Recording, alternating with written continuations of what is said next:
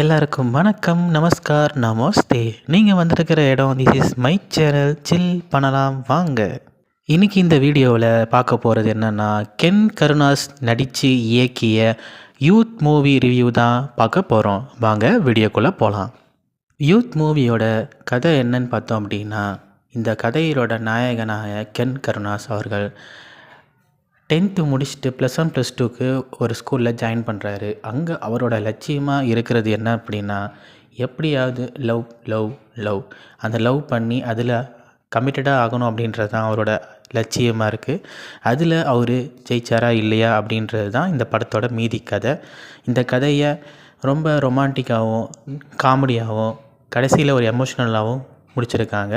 இந்த படத்தில் கென் கருணாஸ், அப்புறம் சிறை படத்தோட ஹீரோயினி அனிஷ்மா அனில்குமார், தேவதர்ஷினி, மலையாள ஆக்டர் சுராஜ் வஞ்சரா, பிரியான்ஷி யாதவ், மீனாட்சி தினேஷ், அபிசன் தேவர்ஷா, இவங்க எல்லாரும் நடிச்சிருக்காங்க. இந்த படத்தோட ப்ரொடியூசர் கருப்பையா சி. இவர் தான் இந்த படத்துக்கு ப்ரொடியூஸ் பண்ணியிருக்காரு. இதுதான் அவருடைய முதல் படம். ஜிவி பிரகாஷ் அவர்கள் இந்த படத்துக்கு மியூசிக் பண்ணியிருக்காரு. சினிமாட்டோகிராஃபர் விக்கி அப்படின்ற ஒருத்தர் பண்ணியிருக்காரு. இந்த படத்தோட காஸ்டியூம் டிசைனராக காவ்யா ஸ்ரீராம் அவங்க பண்ணியிருக்காங்க. இந்த படத்தோட இயக்கியவர் நம்ம கென் கருணாஸ் அவர்கள் தான். இந்த படத்தில் தேவதர்ஷினி அவங்க கென் கருணாஸுக்கு அம்மாவாகவும், சுராஜ் கென் கருணாஸுக்கு அப்பாவும் நடிச்சிருக்காங்க. இவங்க 2 பேரோட நடிப்பு ரொம்பவே யதார்த்தமாகவும் இயல்பாகவும் இருக்குது. குறிப்பாக தேவதர்ஷினியை மேம் இந்த படத்தில் அவங்களுக்கு எந்த அளவுக்கு ஒரு வெகுளித்தனமாக, ஒரு இன்னசென்ட்டாக ஒரு அம்மாவாக இருப்பாங்களோ அந்த மாதிரி இருக்கிறாங்க. பையன் என்ன சொன்னாலும் அதை நம்புகிற ஒரு கேரக்டராக அவங்க நடிச்சிருக்காங்க. பார்க்கவே ரொம்ப அழகாக இருக்குது. அதே போல் கென் கருணாஸுக்கு அப்பாவாக நடித்த சுராஜ் அவர்கள் மலையாள நடிகர். மலையாளத்தில் அவர் நடித்த எல்லா படமும் சூப்பர் ஹிட்டு. அவரோட நடிப்பு ஒவ்வொரு படத்துலேயும் பேசப்படும். அதே போல் இந்த படத்துலேயும் அவர் நடித்த நடிப்பு பேசப்பட்டிருக்கு. இந்த படத்தில் அவர் நடித்த அந்த ரோலில் அவரை தவிர வேறு யாரும் நடிச்சிருக்க முடியாது அப்படின்ற அளவுக்கு ரொம்பவே யதார்த்தமாகவும் இயல்பாகவும் நடிச்சு கொடுத்துருக்காரு. அதுலேயும் கென் கருணாஸுக்கும் அவருக்கும் இருக்கிற அந்த கான்வர்சேஷன், அதுக்கப்புறம் தேவதர்ஷினி மேடமுக்கும் இவருக்கும் இருக்கிற கான்வர்சேஷன் எல்லாமே ரொம்பவே பார்க்கவே நல்லா இருக்குது.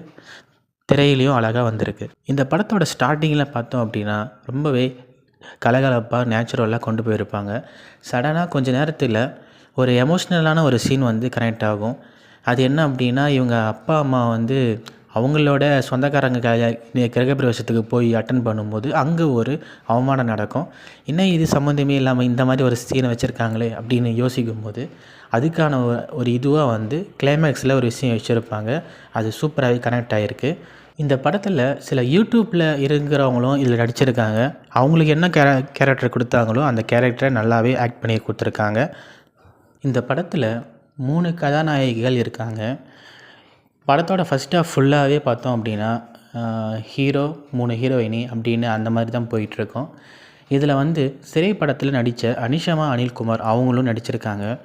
சிறை படத்தில் அவங்களோட நடிப்பு எந்த அளவுக்கு பேசப்பட்டுச்சு அப்படின்னு நம்ம எல்லாருக்குமே தெரியும்.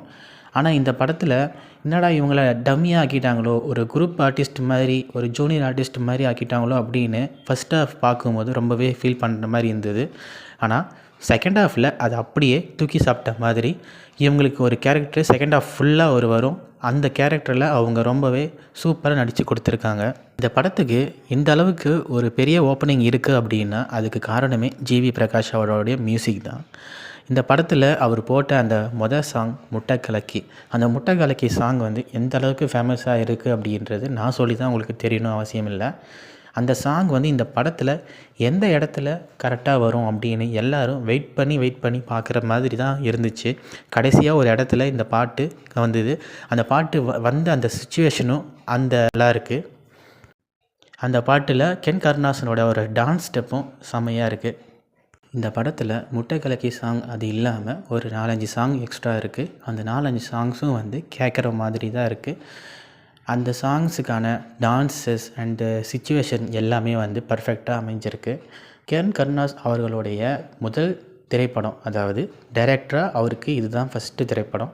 இந்த படத்தில் அவர் எந்த அளவுக்கு மெனக்கெட்டு பண்ணியிருக்காரு அப்படின்றத இந்த படத்தோடைய ஸ்க்ரீன் ப்ளேலேயே பார்த்தாலே தெரியுது. எந்த ஒரு இடத்துலையும் வந்து பெருசாக எந்த ஒரு லேகும் இல்லாமல் ரொம்பவே எங்கேஜிங்காக ஸ்க்ரீன் ப்ளேயை ரொம்ப டைட்டாக வச்சுருக்காரு. எந்த ஒரு இடத்துலையும் போரே அடிக்கல. ஃபஸ்ட் ஹாஃப் ஃபுல்லாக ரொம்பவே கலகலப்பாகவும் சிரிப்பாகவும் இயல்பாக போயிட்டுருக்கு. ஆக்சுவலாக செகண்ட் ஹாஃபில் தான் இந்த படத்தோட கதையே ஸ்டார்ட் ஆகுதுன்னு அப்படின்னு சொல்லலாம். செகண்ட் ஹாஃபில் தான் ஒரு முக்கியமான எமோஷ்னல் பார்ட் வந்து இங்கே வச்சுருக்காங்க.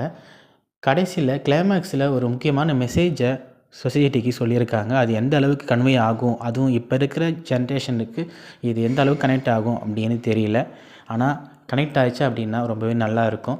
இந்த படத்தில் கென் கருணாஸ் கேங் அப்படின்னு ஒரு கேங் இருக்குது. அந்த கேங்கில் நடித்த எல்லா பசங்களுமே ரொம்பவே இயல்பாகவும் அந்த ஸ்கூல் சுச்சுவேஷனில் அந்த டைமில் எப்படிலாம் நடித்தா நல்லாயிருக்கும் அப்படின்றத கரெக்டாக நடித்து ரொம்பவும் யதார்த்தமாகவும் நடித்து கொடுத்துருக்காங்க.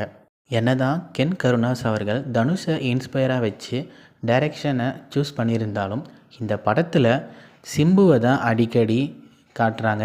இந்த படத்துலேயும் சிம்புவோட படத்தில் நடித்த சில மூவிஸோட குறியீடுகள்லாம் அங்கங்கே இருக்கும். சொல்லப்போனால் இந்த படத்தில் மட்டும் இல்லை, நிஜத்துலேயும் கென் கருணாஸ் அவர்கள் வந்து சிம்புவோட ஃபேனாக தான் இருக்கார்.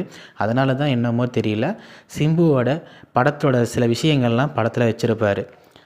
அதே போல் இந்த 3 படத்தில் தனுஷ் பண்ணுற மாதிரி ஒரு ஸ்டைல் வந்து நீ பண்ணு அப்படின்னு சொல்லி ஹீரோயினி கேட்கும்போது அதையும் பண்ணி காமிப்பார். ஓவராலாக இந்த யூத் மூவி எப்படி இருக்குன்னா, ஃபஸ்ட் ஹாஃப் ரொம்ப கலகலன்னு இருக்குது. செகண்ட் ஹாஃப் வந்து ஒரு இம்பார்ட்டண்ட்டான சொசைட்டிக்கு இப்போது இருக்கிற கரண்ட் சுச்சுவேஷனுக்கு ஒரு நல்ல மெசேஜை சொல்லியிருக்காங்க. கண்டிப்பாக இந்த படத்தை போய் தேட்டரில் பாருங்கள், மஸ்ட்டு வாட்ச்சு. இந்த படத்தில் அடல்ட் கண்டென்ட்லாம் ஒன்றும் கிடையாது. அதனால் குழந்தைங்களோட ஃபேமிலியோட இந்த படத்தை போய் பார்க்கலாம். இந்த ரிவ்யூ உங்களுக்கு பிடிச்சிருந்தது அப்படின்னா சப்ஸ்கிரைப் பண்ணுங்கள், கமெண்ட் பண்ணுங்கள், ஷேர் பண்ணுங்கள், லைக் பண்ணுங்கள். உங்கள் ஃப்ரெண்ட்ஸுக்கு இந்த வீடியோவை ஷேர் பண்ணுங்கள்.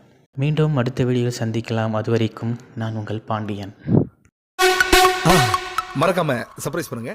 தேங்க்யூ.